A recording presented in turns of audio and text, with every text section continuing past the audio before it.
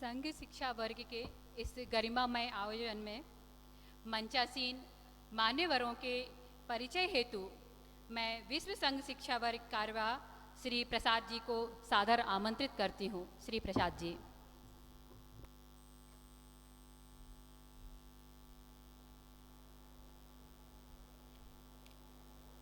Namaste all. A hearty welcome to this public function of Vishwa Sangha Shiksha Varg. Swayam Sevikas from around the world, they have spent over 2 weeks developing the understanding the skills in doing Samaj Sanghatan work in their own countries. Very soon, we will witness the various displays that will be presented by our Shikshavatins. I would like to welcome each and every distinguished guest present here. आप सबका हार्दिक स्वागत। I would like to introduce the delegatories present on the stage. We are fortunate to have as the chief guest for this program Professor Neeraja Gupta. Professor Neeraja Gupta is the Vice Chancellor of Sanjay University of Buddhist and Indic Studies. Professor Neeraja ji worked as principal at Bharatiya Vidya Bhavan Shed College of Arts and Commerce, Ahmedabad. She also worked as advisor for Gujarat University, Ahmedabad from 2006 to 2012 for the foreign education program. She has visited 42 countries for academic activities. Professor Neeraja Gupta ji knows 9 languages including Urdu, English, Marathi, Assamese and Russian. Besides Sanskrit, she has good command over Prakrit language. She has done extensive research in various versions of Ramayana. We are very happy to welcome Professor Neeraja ji. We feel very happy and fortunate to have amongst us Param Pujaniya Sarsanga Chalak Mananiya Mohanji Bhagavat. He hails from Sangha family. He is 3rd generation of Swayam Sevak.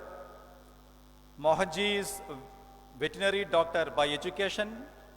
He became a Sangha Pracharak in 1974. He held many responsibilities at various levels, including Akhila Bharatiya Sharirik Pramukh and Akhila Bharatiya Prachar Pramukh. For 9 years, he has Manya Sarkariwah. Since 2009, he has been our Param Pujaniya Sarsanga Chalak. Apart from his extensive travel in Bharat, he has traveled to many countries like UK, USA, Kenya, etc. We look forward to the guidance from Mananiya Mohanji. I would like to introduce Mananiya Alkata Inamdar. Alkata ji has been Sevika since childhood. She lives in Belgavi, Karnataka. Currently, Akhila Bharatiya Saha Karyavahika of Rashtra Sevika Samadhi. She is the Mananiya Sarvadhikari of Sevika Vishwa Sangha Shiksha Varg. We have Dr. Sadishi Mod, a resident of Mumbai. Sadishi is the Mananiya Prant Sangha Chalak of Konkan Prant and the Mananiya Sarvadhikari of Swayam Sevak Vishwa Sangha Shiksha Varg. He is a director of Vivekananda Education Society's Institute of Management Studies and Research, Mumbai. He has written many books on management and Bhagavad Gita. Next, I would like to introduce Sri Ashokji Pandey. Ashokji Pandey is Mananiya Pranta Sangha Chalak of Madhya Bharat Prant. He is a retired district judge and former chairman of Madhya Pradesh Public Service Commission. He lives in Bhopal. I would also like to acknowledge the presence of our Akhila Bharatiya Adhikaris here. Maniniya Bhayaji Joshi. Currently, Akhila Bharatiya Karyakarani Sadasya. Bhayaji served as Sar Karyavah of Rashtriya Swayamsevak Sangh for 12 years.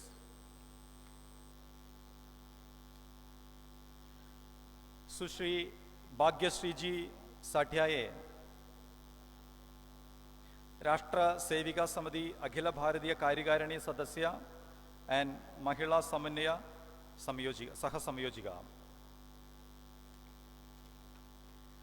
I would like to request Alkatai ji to formally welcome today's our chief guest, Professor Neeraj Gupta ji, by presenting our token of appreciation.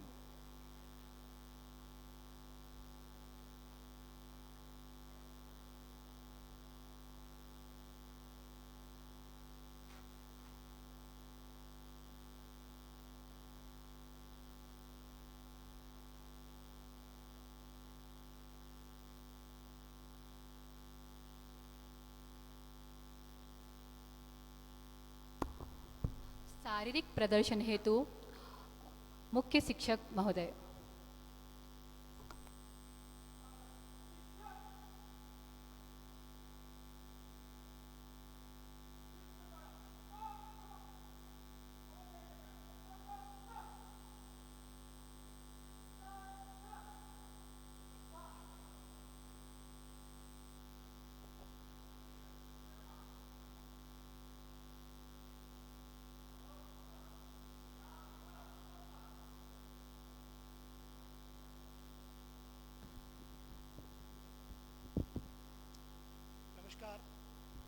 Our first Sharik presentation is Niyud. Niyud is an ancient Indian form of martial arts. In Shaka, Niyud helps to build strength and gives Swayamsevaks the confidence to be able to defend themselves and the Samaj.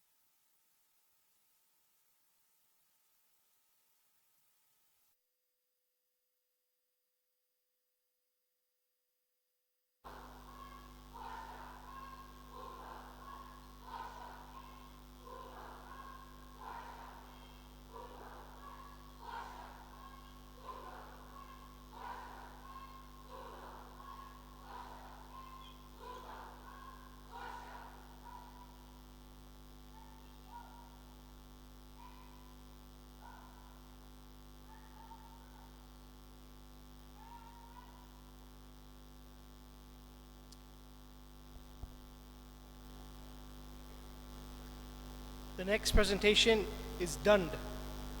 Dand is also a shastra used for self-defense. It builds strength, coordination, and confidence in Swayamsevaks and Sevikas. Today, Swayamsevaks will present some key prayogs with Dand.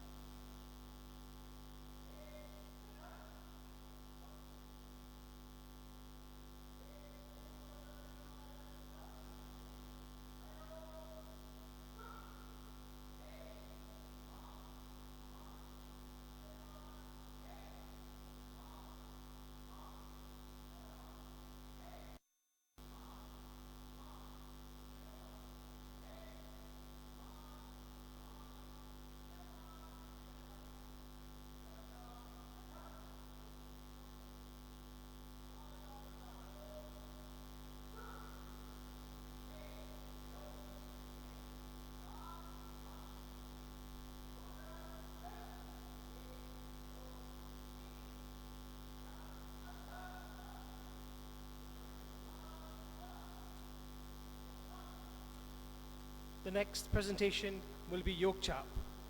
Yogchap is a traditional Indian instrument used during various festivals in many states in Bharat. Yogchap will be presented in a folk style by Sevikas in various formations.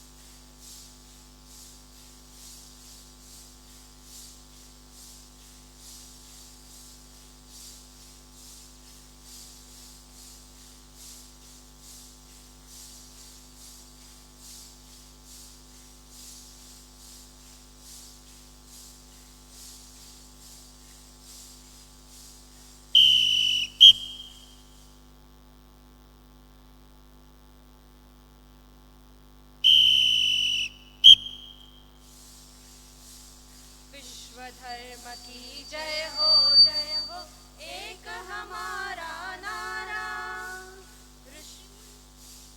ऋषि मुनियों की संतति हम हैं उच्चादर्श हमारा विश्व धर्म की नियमित शाखा संस्कारों से सीखे सभी नियम अनुशासन समाज गति हो अक्षय निष्ठा करे समर्पित तन मन धन हो। धर्म भूमि का कण कण तृण तृण है प्राणों से प्यारा। ऋषि मुनियों की संतति हम है उच्चादर्श हमारा। विश्व धर्म की रूढ़ी कुरीति और विषमता ऊंच नीच का भाव मिटाकर संगठना ही शंख ध्वनि हो। बंधु बंधु का भाव जगाकर नव जागृति का सूर्य उगाए है संकल्प हमारा। ऋषि मुनियों की संतति हम है उच्चादर्श हमारा। विश्व धर्म की अपने शील तेज पौरुष से करे संगठित हिंदू सारा। धरती से लेकर अंबर तक गूंज उठे जयकार हमारा। प्रतिपल चिंतन ध्येय देव का जीवन कार्य हमारा। ऋषि मुनियों की संतति हम है उच्चादर्श हमारा। विश्व धर्म की जय हो एक हमारा नारा। ऋषि मुनियों की संतति हम है उच्चादर्श हमारा। ऋषि मुनियों की संतति हम है उच्चादर्श हमारा। ऋषि मुनियों की संतति हम है उच्चादर्श हमारा।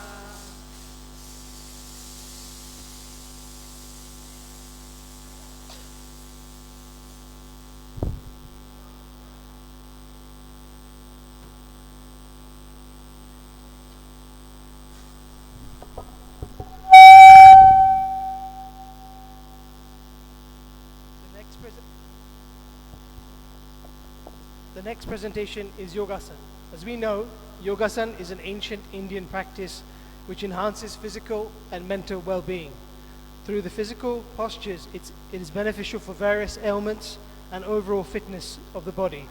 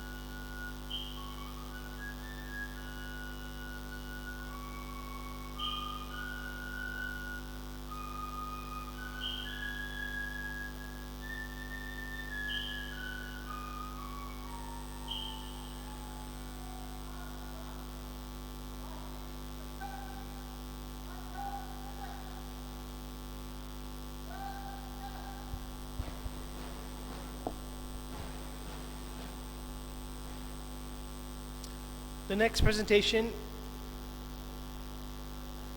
is Dhwaj Sanchalan by Sevikas. This is a combination of marching formations with the Dhwaj. The fluttering of the Dhwaj adds color to the various formations and it develops the bhav of walking together in unison.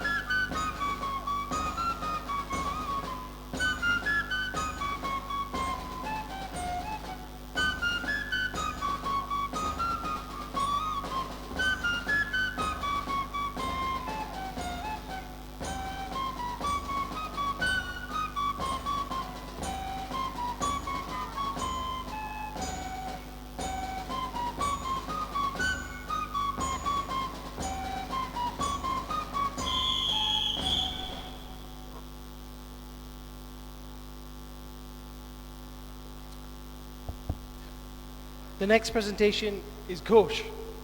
Swayamsevaks will present various tunes based on Indian classical music using Vamshi, Anak and Shank while marching together in unison.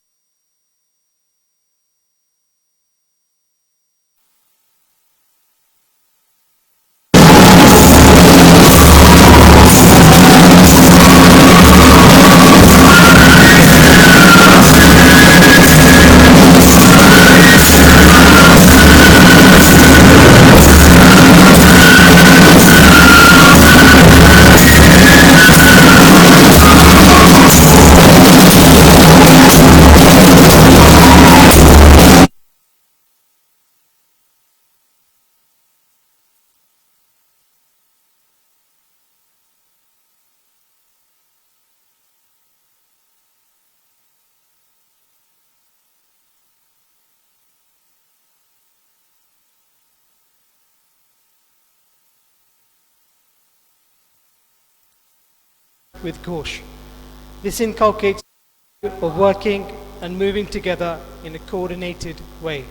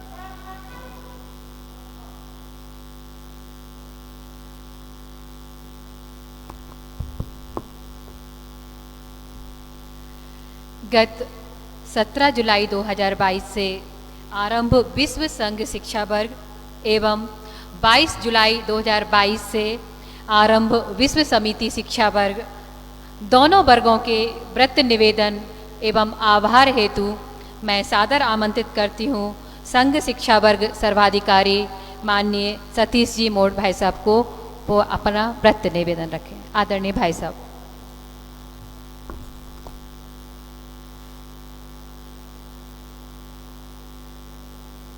इस भोपाल नगरी में दो वर्ग अलग अलग हुए, एक स्वयंसेवकों का वर्ग और एक सेविकाओं का वर्ग।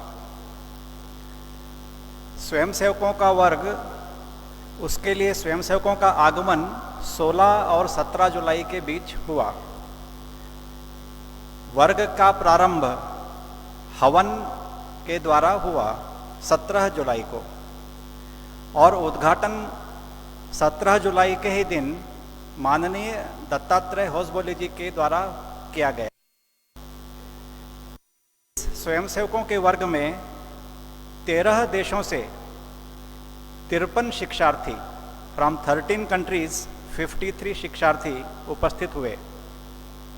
यदि उम्र देखी जाए तो 18 से लेकर 56 वर्ष की उम्र तक के स्वयंसेवकों ने हिस्सा लिया। ये सभी स्वयंसेवक, इसमें कुछ छात्र हैं और कुछ बिजनेस में अपना स्वयं का बिजनेस करने वाले हैं और कुछ वर्किंग प्रोफेशनल्स हैं। इनके जो दिनचर्या होती थी, सुबह 5:15 बजे सभी स्वयंसेवक उठ जाते थे और इस चिंतन से दिनचर्या का प्रारंभ होता था। उसके बाद में शाखा, शारीरिक और कई तरह के शारीरिक के विषय जो प्रदर्शन अभी आपने देखा, उसका वहाँ अभ्यास होता था। 29 जुलाई को पथ संचलन ऐसा एक कार्यक्रम किया गया। 3 किलोमीटर का यह पथ संचलन शौर्य स्मारक यहाँ से प्रारंभ होकर वनवासी कल्याण वहाँ पर समाप्त हुआ। इस पूरे पथ संचलन का कई जगहों पर भोपाल के नागरिकों ने पुष्प वर्षा करके बहुत ही अच्छा स्वागत किया। एक मातृभोजन का ऐसा कार्यक्रम होता है जिसमें स्वयंसेवक के परिवारों से माता और उनका परिवार वर्ग स्थान पर आते हैं और एक एक दो दो स्वयंसेवक की टोली उस परिवार के साथ बैठ करके भोजन करती है। तो ऐसा मातृ भोजन का कार्यक्रम 3 अगस्त को हुआ। उसके अलावा रात्रि में कुछ विशेष कार्यक्रम हुए। उसमें मध्य प्रदेश गौरव कल्चरल डांसेस, जो भोपाल के नज़दीक जो ट्राइबल्स हैं उनके द्वारा किए गए, मलखम्ब का कुछ प्रयोग हुआ। इस तरह के अन्य कई कार्यक्रम हुए। इसमें एक विशेष रहा राम जन्मभूमि मंदिर, उसकी इस समय निर्माण की क्या अवस्था है वह बताई गई। इस वर्ग स्थान पर प्रदर्शनी भी लगाई गई थी। उसमें बहुत सारे ऋषि और मुनि, जिस तरह से वेदों उपनिषदों में अन्य ग्रंथों में उनका वर्णन है, उसके आधार के ऊपर उनके चित्र, बहुत सारे विश्व में कई जगहों पर हिंदू देवताओं की मूर्तियां होती है, उसकी भी प्रदर्शनी लगी थी। और भारत के बाहर हिंदू धर्म मानने वालों का क्या योगदान है उस विषय में भी एक प्रदर्शनी थी। सेविका का वर्ग 21 जुलाई से प्रारंभ हुआ। इसमें विशेषता ये रही कि बाहर के देशों से आने वाली सभी सेविकाओं को किसी न किसी घर में रुकने की व्यवस्था थी और वहां पर कुछ समय रुकने के बाद में बहुत ही पारंपरिक पद्धति से उनका वर्ग में आना हुआ। सेविकाओं के वर्ग का उद्घाटन 22 जुलाई को वंदनीय प्रमुख संचालिका माननीय शांतक्का जी के द्वारा हुआ। इस सेविकाओं के वर्ग में 8 देशों से 31 शिक्षार्थी उपस्थित रहे और उम्र जो है 17 वर्ष से 54 वर्ष की उम्र तक की सेविकाएं हैं। इसमें भी कुछ सेविकाएं छात्र हैं और प्रोफेशनल्स हैं। इसमें कुछ सेविकाएं बॉर्डर सिक्योरिटी फोर्स में काम करने वाली भी हैं। यहाँ पर इनका दिन 5 बजे प्रारंभ होता था और इस चिंतन के द्वारा, और वैसे ही योग अभ्यास और कई तरह के शारीरिक कार्यक्रम शाखाओं में होते थे। दंड, यष्टि, नियुद्ध, इस तरह के कई शारीरिक कार्यक्रम सिखाए गए। एक विशेष अभ्यास शिव संकल्प सुक्त, इसका भी यहाँ पर हुआ। इस वर्ग में भी मातृ भोजन 28 जुलाई को हुआ और भोपाल के 30 परिवारों से माताएं आई और उसी तरह से यहाँ पर भी मातृ भोजन का कार्यक्रम हुआ। सेविकाओं का पथ संचलन 31 जुलाई को हुआ। यह अटल मार्ग से प्रारंभ हुआ। यह संचलन भी 3 किलोमीटर का था। करीब 200 सेविकाएं, 200 से अधिक सेविकाएं जो आसपास के जिलों की थी, वो भी इस पथ संचलन में सम्मिलित हुई और इसका भी स्वागत बहुत ही अच्छे तरीके से इस पूरे पथ पर हुआ।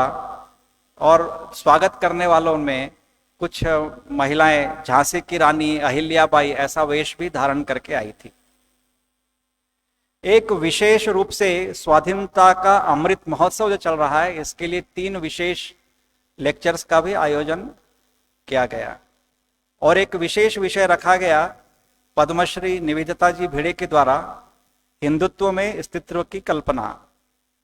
यहाँ पर भी प्रदर्शनी लगाई गई जिसमें बहुत सारी जो सेविकाएं पूर्व में रही हैं उनके बारे में दर्शन, टेम्पल आर्किटेक्चर, सस्टेनेबल क्लोथिंग, इस तरह के विषय रखे गए। इस तरह के दोनों वर्ग को अच्छी तरह से संपन्न करने में बहुत सी संस्थाओं और व्यक्तियों की भूमिका रही है, तो उसका मैं आभार प्रदर्शन भी इस समय करना चाहता हूं। सबसे पहले मैं आभार प्रदर्शित करना चाहूंगा डॉक्टर नीरजा जी गुप्ता का, जो हमारी प्रमुख अतिथि हैं। भोपाल नगर निगम ने अच्छा सहयोग दिया, पुलिस प्रशासन ने भी इस पूरे वर्ग के संचालन में सहयोग दिया, पथ संचलन में सहयोग दिया। मध्य प्रदेश के इलेक्ट्रिसिटी बोर्ड की व्यवस्था के कारण पूरे समय पर संघ स्थान पर, वर्ग स्थान पर बिजली रही। Bansal institute of science and technology, जहां पर स्वयंसेवकों का वर्ग हुआ, उनका भी मैं आभार प्रदर्शित करता हूं।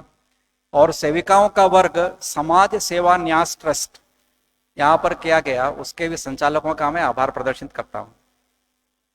मैनेजमेंट ऑफ पीपल्स मॉल, जहां पर कि अभी यह प्रकट समारोह हो रहा है, उन्होंने इतना अच्छा स्थान इसके लिए उपलब्ध कराया, उनका भी धन्यवाद। डायरेक्टर ऑफ शौर्य स्मारक, जहां से स्वयंसेवकों का पथ संचलन प्रारंभ हुआ, उनका भी धन्यवाद है। और मैनेजमेंट ऑफ मॉडल स्कूल्स, जहां सेविकाओं का पथ संचलन प्रारंभ हुआ, उनके लिए भी धन्यवाद है। विक्रमादित्य शोध संस्थान और सांची विद्यापीठ, इन्होंने बहुत प्रयत्न करके प्रदर्शनी लगाई, उनके लिए भी धन्यवाद है। सबसे अधिक आप सभी जो इस प्रकट समारोह में उपस्थित हुए हैं, आप सभी का भी मैं हृदय से धन्यवाद देता हूं। ऑनरेबल डॉक्टर्स, वाइस चांसलर्स, जजेस, retired administrators, authors, journalists, media personnel और prominent women in various fields, ऐसे सभी विशेष निमंत्रित इस कार्यक्रम को देख रहे हैं, उन सभी का मैं हृदय से धन्यवाद करता हूं। उसके अलावा भी जो पूरे भोपाल के जो संघ के वेल विशर्स हैं और जो सपोर्ट करते हैं, उनके लिए भी बहुत बहुत धन्यवाद।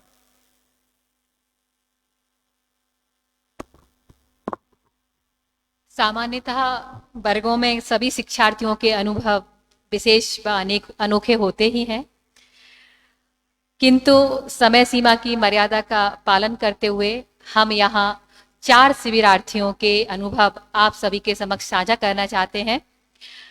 सर्वप्रथम मैं समिति शिक्षा वर्ग से केन्या से आई बहन हीर पारिक को आमंत्रित करती हूँ कि वे आएं और अपना अनुभव कथन यहाँ साझा करें। बहन हीर Pareek.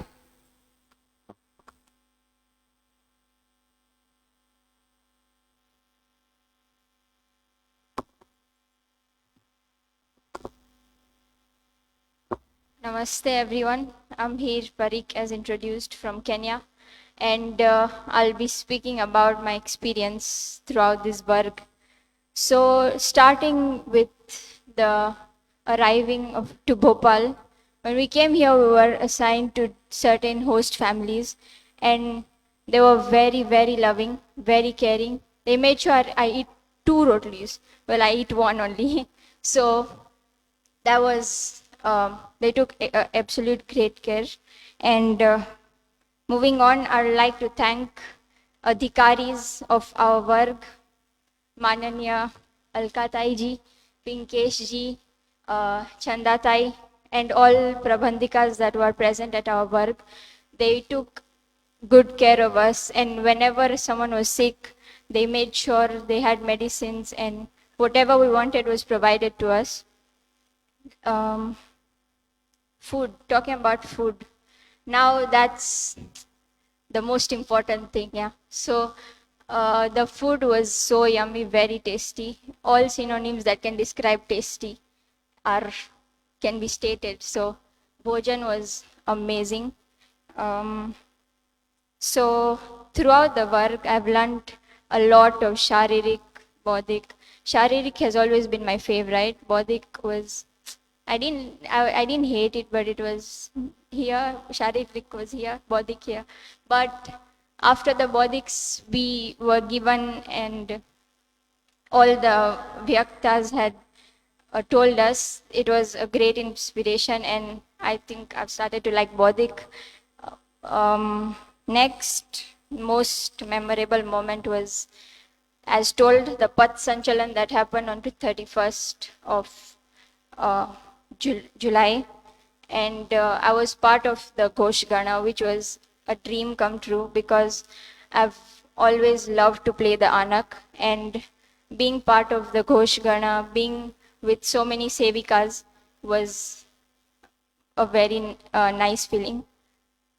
Last but not least, thanks to all Shiksharthis who are my fellow sisters now, and they made sure that whenever the first initial days I felt homesick, and they used to check on me, have you called your parents? So thanks for that, and I'm taking back home so many memories, so many teachings, and I'll make sure to implement them there in Kenya. Thanks again for these amazing memories and unforgettable work experience, and sorry for all mistakes I've made. Thanks.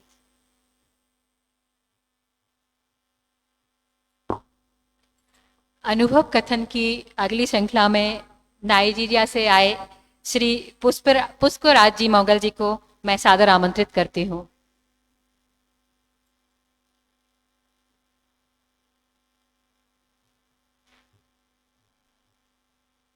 सभी को नमस्कार। मेरा नाम पुष्पराज मोगल है। मैं पश्चिम Africa के Nigeria देश से आया हूँ। मेरे लिए ये वर्ग जो है ये थोड़ा विशेष है।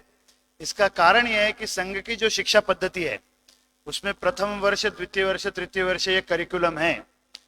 मैंने अपना प्रथम वर्ष किया 1987 में, 1987 में जब मैं 10वीं पास हुआ था और भारत में किया था। और इसी तरह रिगरस संघ प्रशिक्षण था।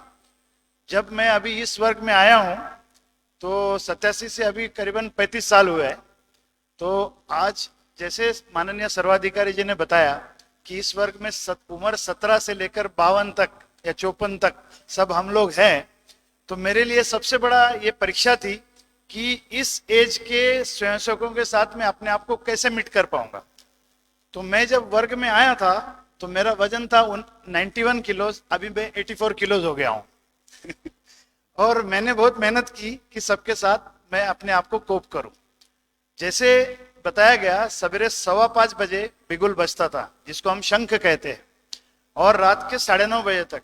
और अत्यंत समय सूचकता के अनुसार बौद्धिक और शारीरिक ये दो सारे प्रोग्राम्स अरेंज किए थे। जैसे हमारी उम्र बढ़ती है, बौद्धिक का ज्यादा तकलीफ होती नहीं है लेकिन शारीरिक की तकलीफ होती है। तो सवेरे 2.5 घंटे और शाम को 1.5 घंटे जो शारीरिक है, इसमें विविध विषयों पे अभ्यास हुआ। पदविन्यास हुआ, दंड युद्ध हुआ जिसका प्रदर्शन आपने देखा, नियुद्ध हुआ, योगासन, अष्टांग योग। तो उम्र के हिसाब से मैंने अष्टांग योग चुना कि जिसमें कम से कम तकलीफ हो। लेकिन अष्टांग योग के साथ योगासन करते करते ये भी पता चला कि उसमें भी तकलीफ है, बट उसको मैंने बड़ी मेहनत से सीखा और मुझे अभी बहुत अच्छा लग रहा है और ये करिकुलम को मैं आगे लेके जाऊंगा। हमारा जो संघ का उद्दिष्ट है, विशेष करके हिंदू स्वयंसेवक संघ में, जो विश्व भर के हिंदू समाज को संगठित करके सकल समाज का सर्वांगीण विकास करने की मेहनत करना, कार्य करते रहना। इस विषय में जो अनेक बौद्धिक विषय इस वर्ग में हुए, इससे मुझे बहुत प्रभावित हुआ। मातृ भोजन के अलावा पथ संचलन, ग्राम शाखा विजिट, ये सारे अनुभव बहुत अच्छे रहे। शिव जो शिक्षक है वो मेरे से कम उम्र से लेकर मेरे अपनी उम्र तक के शिक्षक, लेकिन अत्यंत प्रभावी और निपुण शिक्षक। एक एक शिक्षार्थी को जब तक वो अपना काम सही न करे तब तक समय देकर ठीक करने वाले, खास करके जगन जी, राघव जी, मेरे अपने गणित शिक्षक संतोष जी, उसके अलावा कलाई जी, मुख्य शिक्षक हमारे जयमीन जी, हर एक विषय में ध्यान देकर काम करने वाले। और जो शिक्षकों का मैंने नाम नहीं लिया सब मेरे मन में है। इसके अलावा अलग अलग अधिकारी जो विविध क्षेत्र से आए, समिति से भी आए, उनका जो मार्गदर्शन हुआ अत्यंत प्रभावी और बौद्धिक में सामान्य उम्र से लेकर जिनको अनुभव है उनको सबको समझे और अपना कार्य आगे लेके जाने के लिए वो प्रेरणादायक हो। इस तरीके से बौद्धिक इस वर्ग में हुआ। अभी आपने समारोह कार्यक्रम में देखा कि कितना अच्छी तरीके से सारी उम्र के लोगों ने एक साथ मिलकर काम किया। ये जो समता है, ये समता, संघ का आचार विभाग, अनुशासन, ये सारी चीजें हम वापस लेके जाएंगे और जो हमारे देश में अभी तक कार्य चल रहा है उसको और आगे बढ़ाने की ये प्रेरणा से कोशिश करेंगे और नए कार्यकर्ता निर्माण के लिए अपने ज्ञान का उपयोग करेंगे। इतना ही मैं कहना चाहता हूँ। धन्यवाद।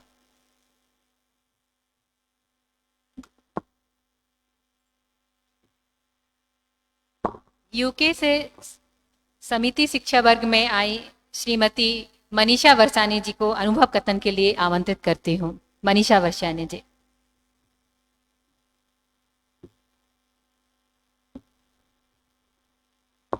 Namaste.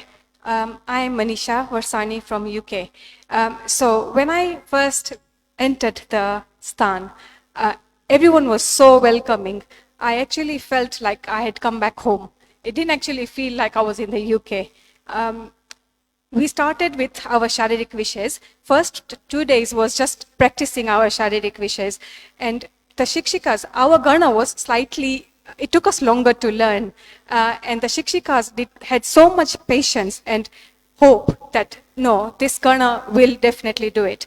So moving on to our own practice, we in the evening every day after our Manoranjan, we used to practice all the different vishays, write notes, practice. In our head, we actually thought we were doing everything right until the next day when the Shikshika comes and says, no, what you've done is completely wrong. But that's how we learn. We learned from our mistakes.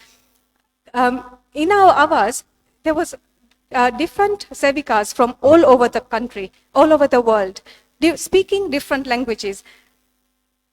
I am Gujarati, so I didn't actually understand quite a few of the languages, but they were so mindful of when they were conversing in their own language, and they translated everything to me such that I could also laugh with them. It was how two different, there was no language barrier. So, and friendship without any language barrier.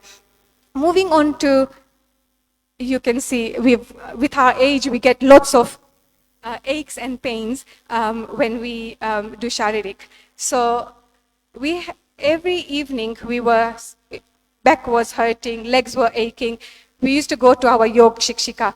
She was amazing. She would show you one asana and within minutes the pain is gone. And you are like, wow, this is magic. I've never experienced this before. Moving on to all the Adhikari Gana.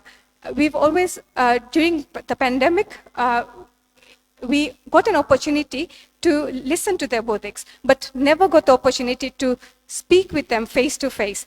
This gave us a very good opportunity to actually speak to them face to face, learn about them, which really inspired us, such that we now have that, we can take that inspiration to our own countries and move the Karya forward. Pad Sanchalan was amazing, very emotional feeling to do Pad Sanchalan in our Punya Bhumi.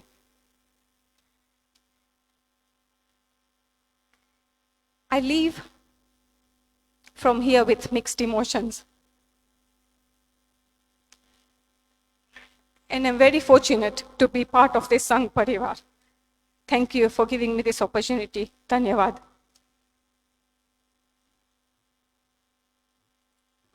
अब मैं शिक्षार्थी के रूप में आए श्री करण दुसारा जी को अनुभव कथन के लिए आमंत्रित करती हूँ। श्री करण दुसारा जी।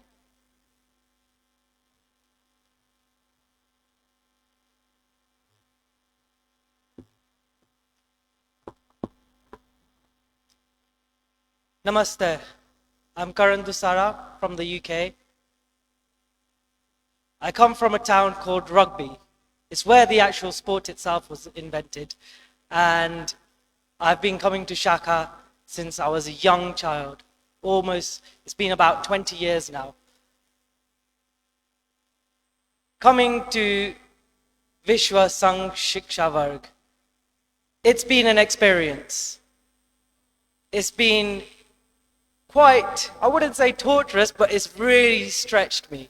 Stretched me mentally and physically. Waking up every day at 5 a.m.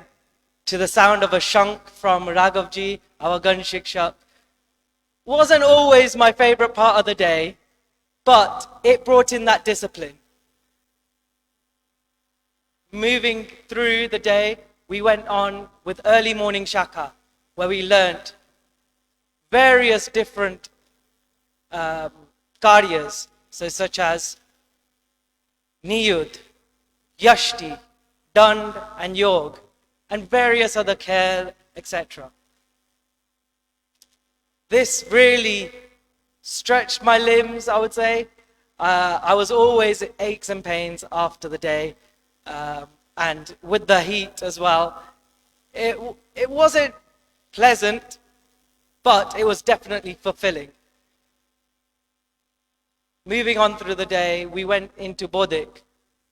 Bodhik really enlightened a part of my mind which I didn't know things about. It shed light on ideas and inspired me to take things further in my own country. Personally, I am very interested in Ghosh, so the chance to take up Shank was great. I got to learn to play the Shank, various rachnas from some really experienced Akhil Bharatiya Ghosh Sadasyas. And it was great to see the wealth of knowledge that they have. I was able to play in the Pad Sanchalan, in the Ghosh Gana, and what an amazing experience. Just the smells, the views, the entire feeling of it was so satisfying and fulfilling. It really felt like I did come home. In one of our Bodhiks recently, Mananiya Sarsanchalak told us that Bharat is our dharma bhumi. UK may be my karma bhumi, my janma bhumi, but Bharat is my dharma bhumi. And this experience at Sangh Shiksha Varg has really stressed this fact. I'd like to thank all the Swayam Sevaks, the Prabandhaks, the Shikshaks, the Adhikaris, everyone, and the people of Bhopal. Thank you for welcoming us and having us at Dvitiya Varsh. Dhanyavad.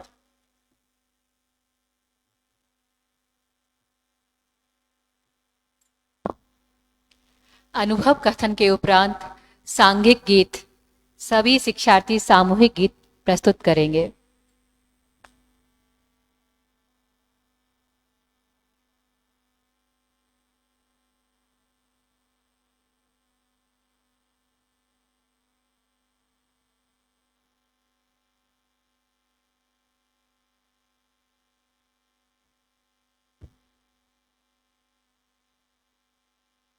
Sanghik Geet.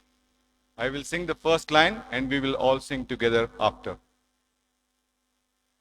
देश देश में हर समाज में संघ मंत्र का गूंजे स्वर।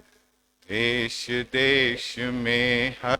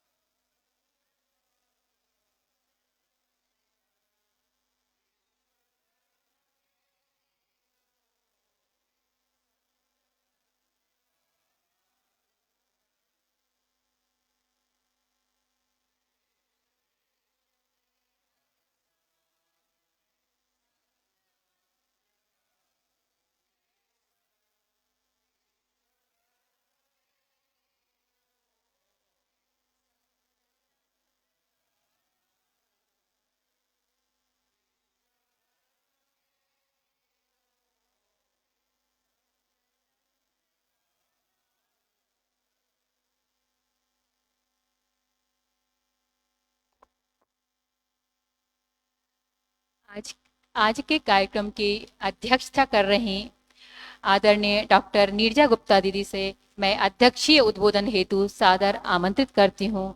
आदरणीय नीरजा गुप्ता जी।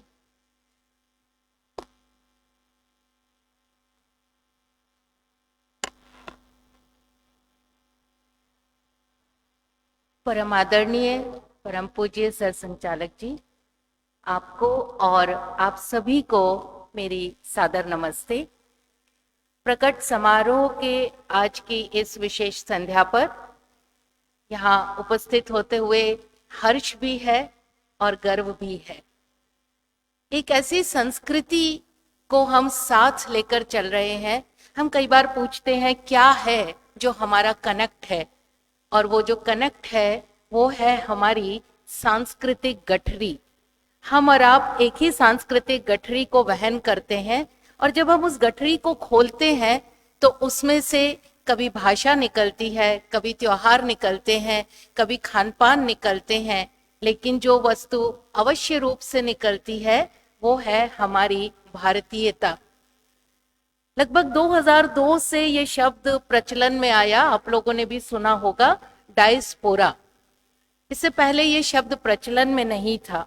तो इसकी खोजबीन करते हैं तो पता चलता है कि ग्रीक शब्द है, पर ऐसा नहीं है। ये एक संस्कृत समास है, द्विस्फुर।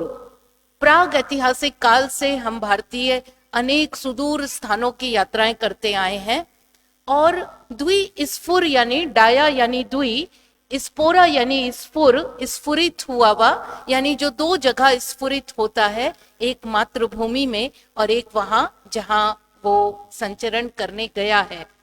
तो ये जो डायस्पोरा है, जो एक कनेक्ट लेकर चलता है, ये हमारी संस्कृति को विदेश में इस तरह से स्फुरित करता है कि हम कई बार उसको देखते हैं कि क्या हम एक बरगद के वृक्ष की तरह बन गए हैं। क्योंकि बरगद का वृक्ष हमें पता है कि इतना भारी होता है कि जब उसकी जड़ें जमीन तक पहुंच जाती हैं, शाखाएं जब जमीन पे पहुंचती हैं, तो वो जमीन में एक नई जड़ बना लेता है, वहां से एक नया पेड़ खड़ा होता है।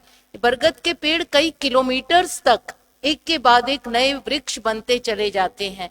तो हम भारतीय अपनी संस्कृति को एक बैनियन ट्री की तरह, एक बरगद के वृक्ष की तरह, न जाने कितने देशों में, कितनी सभ्यताओं में, कितनी संस्कृतियों में हम नए वृक्ष तो बने, लेकिन जो मूल में हमारा बरगद की जड़ है वो हमने नहीं छोड़ी है। तो कई बार हम ऐसे पुष्पित प्रफुल्लित होते दिखते हैं। कई बार मैं जब आपस में डायलॉग चलता है, हमारे बच्चे बाहर से आते हैं, तो उनसे पूछती हूँ कि कैसे अपनी अस्मिता आप बचा के रखते हैं। तो फिर एक छवि उभरती है, जैसे एक सलाद का कटोरा होता है। कहने को वो सलाद है, लेकिन उसके हर एक गुण उसमें अवशिष्ट जो उसमें है वो रहते हैं। उसके हर एक की अस्मिता अपने रूप में भी बरकरार रहती है, और वो एक संपूर्ण अस्मिता का भी परिचायक होता है। तो हम जिन संस्कृतियों की बात कर रहे हैं, वो मूल में जो भारतीयता है, जो सांस्कृतिक गठरी का भाग है, वो अनेकों तरह से, अनेकों प्रकार लेता हुआ विश्व में अपने स्वरूप को प्रकट करता है। लेकिन जो सबसे मोहक मुझे लगती है, क्योंकि कई बार हम जब पश्चिमी सभ्यता की बात करते हैं तो फास्ट फूड की भी बात आती है, और फास्ट फूड में सबसे प्रचलित जो फूड है वो सैंडविच कहलाता है। लेकिन क्या कभी आपने सोचा कि सैंडविच किसके नाम से जाना जाता है? सैंडविच उसके नाम से जाना जाता है जो बीच में होता है। और बीच में जब हम प्रवासी बन के जाते हैं तो एक तरफ मातृभूमि के मूल्य हैं, एक तरफ जिसे हम कहते हैं होमलैंड एंड होस्टलैंड, उनके मूल्य हैं, लेकिन बीच में हम हैं जिससे हमारा परिचय होता है। और यही परिचय हमें न जाने कितनी सदियों से, कितनी शताब्दियों से उन भूमि पर सफलता देता है, क्योंकि हमने अपना परिचय नहीं खोया है। और वही भारतीयता है जो सनातनी है, जो सशक्त है, जो बहुत मृदुल है, जो दूसरे के दर्द को समझती है और अपने उत्सव को भी जीती है। मैं एक अंतिम बात कह के आज अपनी बात पूरी करूंगी। हमें बहुत सिखाया जाता है कि पश्चिम ने हमको ह्यूमन राइट्स बताए, पश्चिम ने हमको फेमिनिज्म सिखाया, पश्चिम ने हमको अपने लिए लड़ना सिखाया, लेकिन जब मैं अपनी संस्कृति से उसकी तुलना करती हूँ तो मुझे लगता है पश्चिम ABC पर ही अटका हुआ है। फेमिनिज्म की हम बात करते हैं, एक महिला हूं और कई बार इस तरफ दृष्टि जाती है क्योंकि कभी सीता पर प्रश्न उठाते हैं, कभी कुंती पर उठाते हैं, कभी द्रौपदी पर उठाते हैं, तो मैं देखती हूँ सबसे ज्यादा सिंगल मदर्स, एकल माताएं किसी संस्कृति में हुई हैं तो सिर्फ भारत में हुई हैं। और कैसी माताएं, उन्होंने उन बालकों को, उन शिशुओं को राजा बनाकर छोड़ा। सीता एक थी, कुंती एक थी, द्रौपदी एक थी, सुभद्रा एक थी, हिडिंबा एक थी, जाबाली एक थी। हर वर्ग से वो जो एकल माताएं हैं, ऐसे उदाहरण विश्व में नहीं मिलते। हम फेमिनिज्म राइट्स की बात करते हैं, उन्होंने सिर्फ और सिर्फ बाहर जाके कामकाजी महिलाओं के लिए आंदोलन किए, पर उनका क्या जो घर में है, क्या उन महिलाओं का कोई मोल नहीं, उन स्त्रियों का कोई मोल नहीं? आज हम कहते हैं मैटरनिटी लीव 6 महीने की हो गई है, यानी इतना बड़ा समय मैटरनिटी लीव महिला को अधिकार दिया है। हमारे यहाँ वो अधिकार सिर्फ पूरे विश्व में कामकाजी महिला को मिलता है, लेकिन भारतीय संस्कृति देखें तो जो 40 दिन का सूतक है, वो चाहे कामकाजी महिला हो, चाहे घर में प्रवास करने वाली माँ हो, हर माँ को वो अधिकार प्राप्त है। हमें आज आवश्यकता है अपने जो परंपराएं हैं उनको हम डिकोड करें, उन परंपराओं के अर्थ को समझें, उनके मूल में निहित उन मूल्यों को समझें।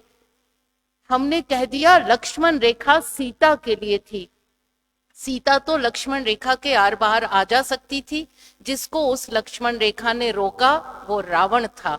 और कैसा रावण? साधु वेश का रावण।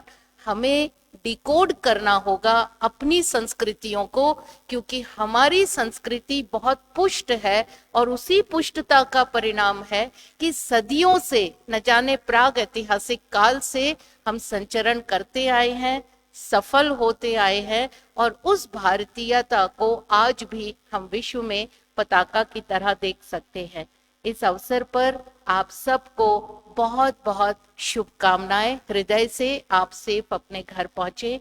इस अवसर पर मुझे यहाँ आने का अवसर देने के लिए बहुत आभार, प्रणाम, सादर वंदन।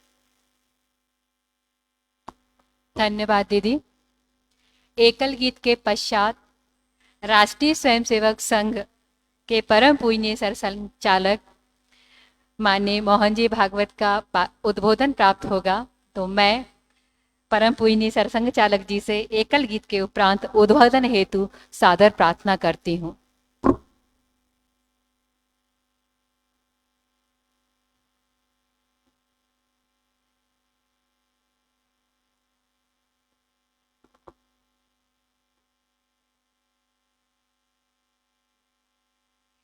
हिंदू एकता भाव जगा कर सृजन मार्ग से बढ़ते जाना, ध्येय हुआ मानस पर अंकित, कंटक पथ से क्या घबराना, कंटक पथ से क्या घबराना। भूख गरीबी भय लाचारी, भेदभाव से जर्जर मानव, स्वार्थ मार्ग पर बढ़ते बढ़ते शोषण का फिर आया दानव, भोगवाद का बड़ा अंधेरा, जग चाहे श्रम दीप बुझाना, कंटक पथ से क्या घबराना। विध्वंसक शस्त्रों का संचय राख करेगा धरणी सारी, मानवता की बलि चढ़ाने दानवता करती तैयारी। संस्कारों के बल पर हमको धर्म ध्वज जग में फहराना। कंटक पथ से क्या घबराना। पुरखों ने सिखलाया हमको, ऋषियों ने राह दिखाई। सत्य विजेता रहा हमेशा, रीत यही हमने अपनाई। जन जन के मन मन में फिर से भाव यही है हमें जगाना। कंटक पथ से क्या घबराना। ज्ञान ज्योति से जगमग है हम, शील बने विश्वास हमारा। समरसता का भाव हृदय में, विश्व बंधुता श्वास हमारा। करे परिश्रम त्याग तपस्या, वसुधा को अर्पण हो जाना। कंटक पथ से क्या घबराना। हिंदू एकता भाव जगा कर सृजन मार्ग से बढ़ते जाना। ध्येय हुआ मानस पर अंकित, कंटक पथ से क्या घबराना। कंटक पथ से क्या घबराना।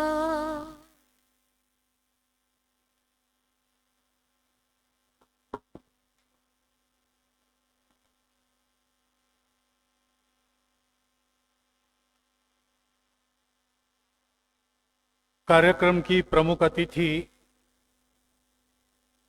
आदरणीय डॉक्टर नीरजा गुप्ता जी, हिंदू स्वयंसेवक संघ के संघ शिक्षा वर्ग तथा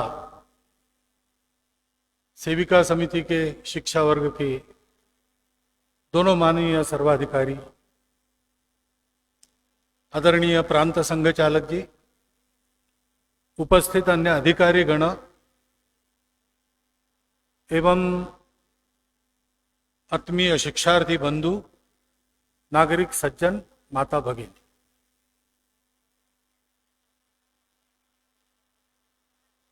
आपके सामने ये जो दृश्य उपस्थित हुआ है, जिसमें आप देख रहे हैं कि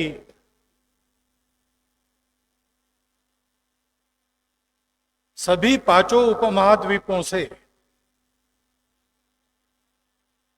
हिंदू समाज की वर्तमान पीढ़ी जो सक्रिय है और नई पीढ़ी, उन दोनों के प्रतिनिधि रूप में शिक्षार्थी बंधु और भगिनी, सेवक और सेविकाएं यहां पर संघ का प्रशिक्षण ले रही है। सांघिक गीत में वर्णन हुआ उसका, देश देश में हर समाज में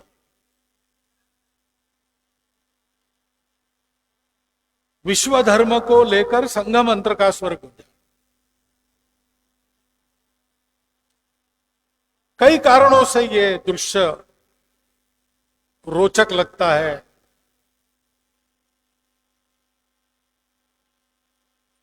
देखने लायक लगता है। कोई विशिष्ट बात इसमें लगती है।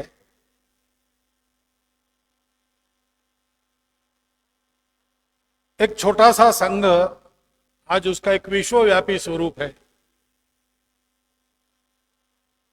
इसलिए भी लगता है, अथवा विदेशों में पलने बढ़े हुए लोग फिर से अपनी परंपरा की कोई सीख ले रहे हैं, ये भी एक बात देखने लायक लगती है परंतु हमको ये समझना चाहिए कि ये सारी बातें बिल्कुल स्वाभाविक है।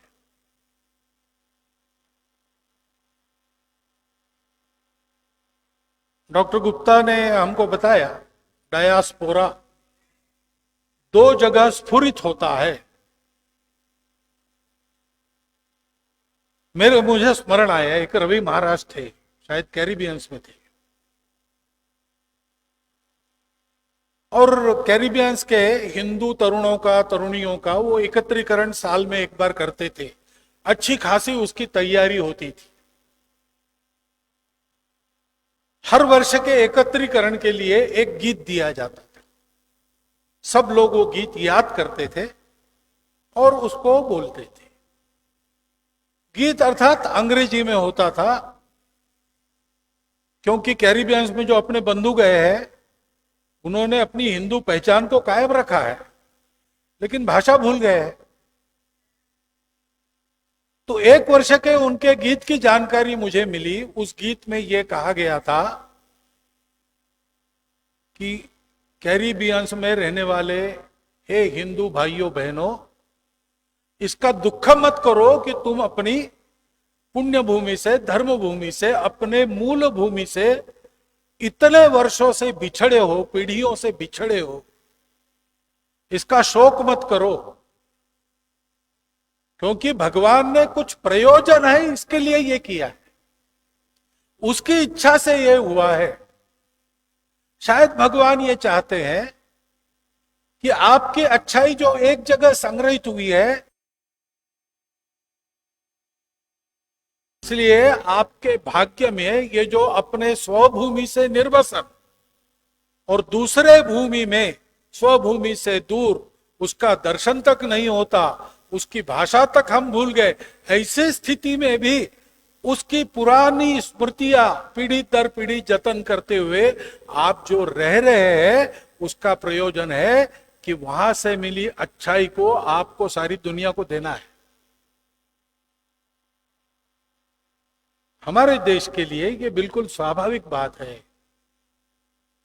हमारे देश के अस्तित्व का ये प्रयोजन है।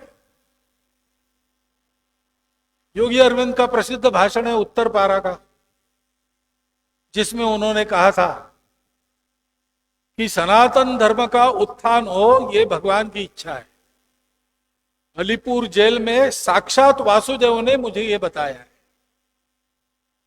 उस दिन उनके भाषण का विषय कुछ और था, लेकिन वहां जाकर उन्होंने कहा कि उस विषय पर मैं नहीं बोलने वाला, एक संदेश आपको पहुंचाने का आदेश मुझे मिला है, वही मैं दे रहा हूं।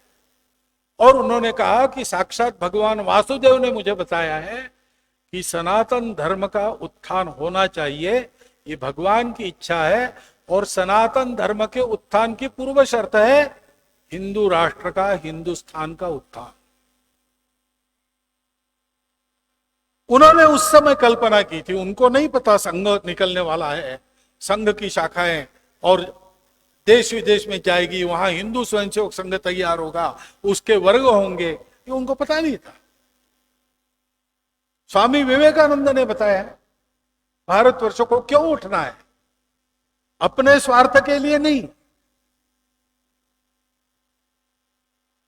दुनिया के लिए जीना है। भारत के जीवन का प्रयोजन विश्व को धर्म देना ये है। ये अपना राष्ट्र, प्राचीन राष्ट्र निर्माण कैसे हुआ, तो वेदों की ऋचा वर्णन करती है। ओम भद्रम इच्छन्त ऋषय स्वर विधा तपो दीक्षा मुपसे दुरग्रे ततो राष्ट्रम बलम ओजश्च जातम। विश्व के कल्याण की इच्छा रखने वाले स्वरविद ऋषियों ने दुर्धर तप किया, उसमें से अपने राष्ट्र की बल की ओज की उत्पत्ति हुई। किस लिए? हमारा धर्मप्राण राष्ट्र है। सबको जोड़ने वाले सत्य को हमने पाया। हमने इसलिए पाया कि हम खोजते चले गए। बाकी दुनिया बाहर सुख की खोज करते करते थक गई और बाहर जितना मिला उस पर समाधान करके रुक गई। हमारे भी जो प्राचीन उपनिषद है सबसे, उसमें बाहर की खोज ही मिलती है। सत्य कहाँ मिलेगा? अग्नि में मिलेगा क्या? वायु में मिलेगा क्या? पंच महाभूतों में सत्य खोज रहे, पूरा नहीं मिलता। और इसलिए कभी किसी ऋषि को लगा कि हमको अब बाहर का हमने खोज लिया, अब अंदर खोजना चाहिए। उस दिन अध्यात्म शास्त्र का जन्म हुआ और इस अध्यात्म शास्त्र के आधार पर हमने अस्तित्व की एकता को खोज लिया। सब प्रकार की जड़ चेतन वस्तुओं से भरी विविधता दिखाने वाली ये दुनिया एकता का ही आविष्कार है। इसलिए सब जुड़े हैं, सब संबंधित है, इसलिए सबको मिलकर चलना है। सुख बाहर नहीं मिलेगा, सबकी एकता के उस मूल को पाने में शाश्वत कभी फीके न पड़ने वाले सुख का लाभ होगा। और यह सत्य हमको मिलने के बाद हमारा जीवन बदल गया। जीवन में हमारे सुख सुविधा तो उस समय चरम पर थी, परंतु समाधान हमको प्राप्त हो गया। और तब हमने ये सोचा कि अगर सारा विश्व एक ही है तो ये सारी बातें सारे विश्व तक पहुंचाने का हमारा काम है। इसलिए ऋषि ने हमको आदेश दिया, एतद्देश प्रसूतस्य सकाशादग्र जन्मनात् स्वम स्वम चरित्रम शिक्षेरन् पृथिव्याम सर्वमानवा। सारे विश्व भर के मानव अपने अपने जीवन की शिक्षा हमसे पाए, ऐसा हमारा जीवन होना चाहिए। भारत का उत्थान इतिहास के उतार चढ़ावों में जब जब हुआ है तब तब इसी प्रयोजन के लिए हुआ है। और इसलिए मुझे आश्चर्य नहीं लगता। संघ स्थापना के 5 वर्ष पूर्व संघ संस्थापक डॉक्टर हेडगेवार नागपुर में हुए कांग्रेस अधिवेशन के व्यवस्था प्रमुख थे। अधिवेशन की अध्यक्षता गांधी जी कर रहे थे। तब प्रस्ताव दिए थे 2 विषय नियामक समिति के पास डॉक्टर साहब ने। पहला प्रस्ताव था गोवंश हत्या बंदी का, और दूसरा प्रस्ताव था कि कांग्रेस अपने ध्येय को घोषित करे कि भारत का संपूर्ण स्वातंत्र्य ये हमारा ध्येय है, और उसी में यह भी घोषित किया जाए कि स्वतंत्र भारत पूंजी के चंगुल से दुनिया के देशों की मुक्तता करेगा।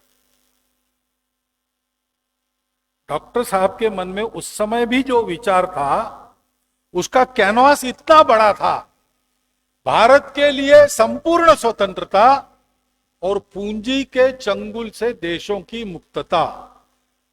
पूंजी के चंगुल से यानी कैपिटलिज्म नहीं, वो कैपिटलिज्म कम्युनिज्म से ये बात परे है। पूंजी के चंगुल से यानी अर्थ कामों के बंधनों से आज सारी दुनिया उसी में फंसकर आपस में लड़ रही है, उसी में फंसकर प्रकृति का शोषण कर रही है। केवल अर्थ काम को चाहते हैं, केवल अर्थ काम को समझते हैं, इसलिए सब कुछ पास में होने के बाद भी, विज्ञान का इतना विकास होने के बाद भी, मानवों के बारे में ज्ञान का इतना विकास होने के बाद भी कलह कायम है। पर्यावरण का संकट दरवाजा खटखटा रहा है। दुनिया रहेगी कि नहीं रहेगी ऐसा भय उत्पन्न हो रहा है। युद्ध थमते नहीं, संकुचितता कट्टरता मिटती नहीं। उस दृष्टि को पूर्ण बनाने वाला, अर्थ काम को उसकी उचित जगह देकर मोक्ष की ओर अग्रसर करने वाला, जोड़ने वाला तत्व, उसको धर्म कहते हैं। व्यक्ति और समाज को सृष्टि के साथ सामंजस्य से चलाते हुए परस्पर आदान प्रदान से सारे विश्व को परमेष्टि को और अग्रसर करने वाला तत्व, उसको आत्मा कहते हैं। वही परमात्मा है। शरीर मन बुद्धि का सामंजस्य साध कर मानव प्राणी का विकास मानवत्व से अति मानवत्व, वहां से देवत्व की ओर कराने वाला, वही तत्व है, वो जोड़ने वाला तत्व अपने आचरण में लाना और दुनिया को देना, थोपना नहीं। जीवन किस लिए जीना? आत्मनो मोक्षार्थम जगत हिताय। इस जीवन का व्यक्तिगत और सामूहिक उदाहरण एक देश के नाते भारत का होना चाहिए, एक समाज के नाते संपूर्ण दुनिया के हिंदू समाज का होना चाहिए। इसके लिए भारत के किसी चिंतक को बहुत विचार नहीं करना पड़ता। भारतीय मूल में वो अगर पक्का है, हिंदू समाज की अपनी परंपरा का उद्गम उसको अगर पता है, तो उसके विचार में सहज ही ये बात आएगी, जैसे डॉक्टर साहब के विचार में आई। और इस प्रकार का वर्ग पहली बार जब शुरू हुआ 1992 में बंगलोर में हुआ पहला वर्ग, उसके उद्घाटन में मैं उपस्थित था। वहां उस समय विश्व विभाग के जो संयोजक थे आदरणीय लक्ष्मणराव भिड़े जी, उनके उद्घाटन भाषण में यह बात मैंने सुनी कि इस तरुण पीढ़ी को अब संघ का काम और आगे ले जाना है। हिंदू संगठन का काम जो बाहर शुरू हुआ, भारत में चलने वाली शाखा कार्य पद्धति संपूर्ण विश्व में किसी भी समय किसी भी आयु वर्ग के लोगों में चल सकती है, यह सिद्ध हुआ। यह शाखा पद्धति मनुष्य को सदाचार प्रवृत्त बनाती है, यह भी सिद्ध हुआ।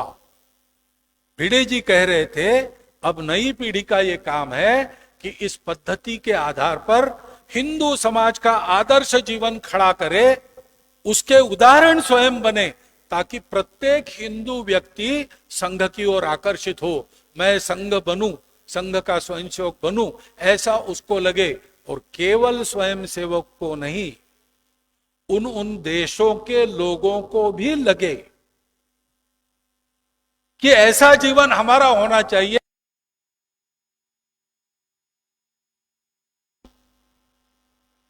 यह बिल्कुल स्वाभाविक प्रक्रिया है।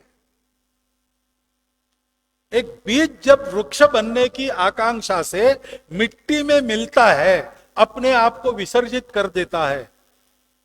कोई बता नहीं सकता आगे क्या होने वाला है, लेकिन उसमें से एक बड़ा वृक्ष तैयार होता है, उसका विस्तार होता है। एक वृक्ष से वृक्षों सा जंगल खड़ा होता है, और वो सारे वृक्ष अपनी जड़ों से, मूल जड़ों से जुड़े रहकर एक बड़ा वृक्षों का संभार बन जाते हैं। ये बिल्कुल स्वाभाविक होता है। छोटा सा बीज मिट्टी में मिल जाता है, लता पल्लव पुष्प फल बीज सहित एक बड़ा वृक्ष खड़ा होना, ये उसके उत्कटता का स्वाभाविक परिणाम है। वैसा ही ये स्वाभाविक परिणाम है। और ऐसे वहां के हिंदू स्वयंसेवक संघ को देखकर मैंने विदेशी व्यक्तियों के उद्गार सुने हैं कि हमारा भी एकादा ऐसा संघ होना चाहिए। और केवल उद्गार नहीं सुने हैं, किसी देश ने अपने लोगों को संघ की इस पद्धति का अनुकरण करते हुए अपने देश के जागरण के लिए उनके देश का ऐसा काम शुरू भी किया है। हिंदुस्तान है किस लिए? संपूर्ण दुनिया को आज इस धर्म की आवश्यकता है जो संतुलन देता है, जो सबके प्रति आत्मीयता देता है, जो स्वदेशो भुवन त्रयः वसुधैव कुटुंबकम ऐसी भावनाएं उत्पन्न करता है, जो समन्वय सिखाता है, जो भौतिक सुख के द्वारा दुखों पर मात करते हुए आध्यात्मिक प्रयासों के द्वारा इन सबसे ऊपर उठकर मुक्ति के द्वार खोलने का पुरुषार्थ करने की प्रेरणा देता है। ऐसा जीवन का उदाहरण संपूर्ण विश्व में प्रस्थापित कर रही है स्वयंसेवक, उसके लिए शिक्षित हो रहे हैं। संघ का काम भारतवर्ष में राष्ट्रीय स्वयंसेवक संघ के नाम से इस भारतवर्ष को परम वैभव बनाएगा, संपन्न करेगा, और यह भारतवर्ष विश्व गुरु बनेगा। कैसे बनेगा? इस भारतवर्ष की संतानें जो भारतवर्ष में है और जो संपूर्ण दुनिया में आज उस देश के बहुत अच्छे रहिवासी या नागरिक बनकर उन देशों की भी सेवा कर रहे हैं। कहीं पर भी जो अनिवासी भारतीय है अथवा जो भारतीय वहां जाके वहां के नागरिक बने, उनके आचरण पर इतना सा भी दब्बा नहीं है। जहां जहां गए उस देश के वो एक एसेट बने। उन सारे लोगों के जीवन के माध्यम से उनके एक समाज के नाते, एक समूह के नाते, संगठित जीवन के माध्यम से संपूर्ण दुनिया अपने अपने संगठित जीवन का अपने पद्धति से आदर्श उत्पन्न करेगी, अपनी प्रकृति के आधार पर उसको सजाएगी, संभालेगी। ये थोपा नहीं जाएगा, ये देख के होगा। देख के जो अच्छा लगेगा दुनिया उसके पीछे जाएगी। और संपूर्ण विश्व में संपूर्ण मानवता को एक करने वाला एक वातावरण इसमें से खड़ा होगा। विश्व गुरु भारत के बिना बोले प्रत्यक्ष कृति से बताए उदाहरण का अनुकरण दुनिया करके एक नई सुखी सुंदर दुनिया का उदय होगा। ये सपना लेकर हिंदू स्वयंसेवक संघ का काम उस देश में चलता है। सच स्वाभाविक हुआ है, पता नहीं था। जहाज पर जा रहे थे 1946 में, लगा कि हम संघ के स्वयंसेवक है, रोज प्रार्थना होनी चाहिए। एक संघ के स्वयंसेवक ने जहाज तो अंदर चला आया था समुद्र के, लेकिन जिधर से आया था भारत की ओर मुंह करके नमस्ते सदा वत्सले मातृभूमि शुरू किया। दूसरा एक स्वयंसेवक पास में था, उसने सुना, वो भी जाके शामिल हो गया। जहाज के डेक पर पहली शाखा लगी। वहां से इन संस्कारों को लेकर ये जो हिंदू स्वयंसेवक संघ उस देश का अलग स्वतंत्र वहां का पंजीकृत संगठन काम करता है, वो केवल हिंदू समाज के लिए नहीं करता है। हिंदू समाज का संगठित स्वरूप, सामर्थ्य संपन्न स्वरूप, सर्वांग सुंदर स्वरूप दुनिया के देशों के समाजों को वैसा बनकर संपूर्ण विश्व के जीवन में योगदान करने वाला समाज, देश, सारे कलह छोड़कर, संकुचित भेद भावना छोड़कर, लोभ और स्वार्थ छोड़कर, हवस छोड़कर, पर्यावरण के साथ संतुलन रखते हुए सब मिलकर आगे बढ़ेंगे, नई सुखी सुंदर दुनिया का सृजन करेंगे। ऐसी इच्छा, संकल्प और पुरुषार्थ जगाने वाला ये काम है। वो काम कैसे चलता है, उसमें से क्या होता है, उसकी एक झलक के रूप में आपने इसको देखा है। आज आप इसके दर्शक बने हो, लेकिन दर्शक और दृश्य का ये अंतर समाप्त हो जाए और आगे चल के हम भी इसी दृश्य के अंग अपने अपने स्थान पर बने, इसी जीवन को जीने वाले हम भी बन जाए, ऐसा एक आवाहन, ऐसा एक अनुरोध आपके सामने मैं रखता हूं और मेरे 4 शब्द समाप्त कर।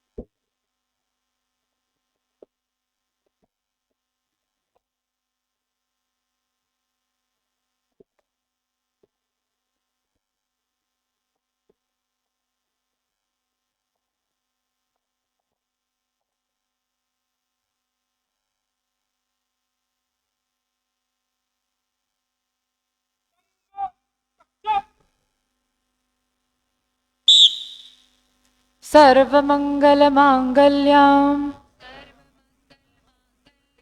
देवीं सर्वार्थसाधिकां शरण्यां सर्वभूतानां नमामो भूमिमातरम् सच्चिदानन्दरूपाय विश्वमङ्गलहेतवे विश्वधर्मेकमूलाय नमोस्तु परमात्मने विश्वधर्म विकासार्थं प्रभो संघटिता वयं शुभामाशिषमस्मभ्यं देहि तत्परिपूर्तये अजेयमात्मसामर्थ्यं सुशीलं लोकपूजितं ज्ञानं च देहि विश्वेश ध्येयमार्गप्रकाशकम् समुत्कर्षोऽस्तु नो नित्यं निःश्रेयसः समन्वितः तत्साधकं स्फुरत्वन्तः सुवीराव्रतमुज्ज्वलम् विश्वधर्मप्रकाशेन विश्वशान्तिप्रवर्तके हिन्दुसङ्घटनाकार्ये ध्येयनिष्ठास्तुरास्तु नः सङ्गशक्तिर्विजेत्रीयम् कृत्वा स्म धर्मरक्षणम् परमं वैभवं प्राप्तुं समर्थास्तु तवाशिषा त्वदीये पुण्यकार्यस्मिन् विश्वकल्याणसाधके त्यागसेवाव्रतस्यायं कायो मे पततु प्रभो। विश्व धर्म की जय।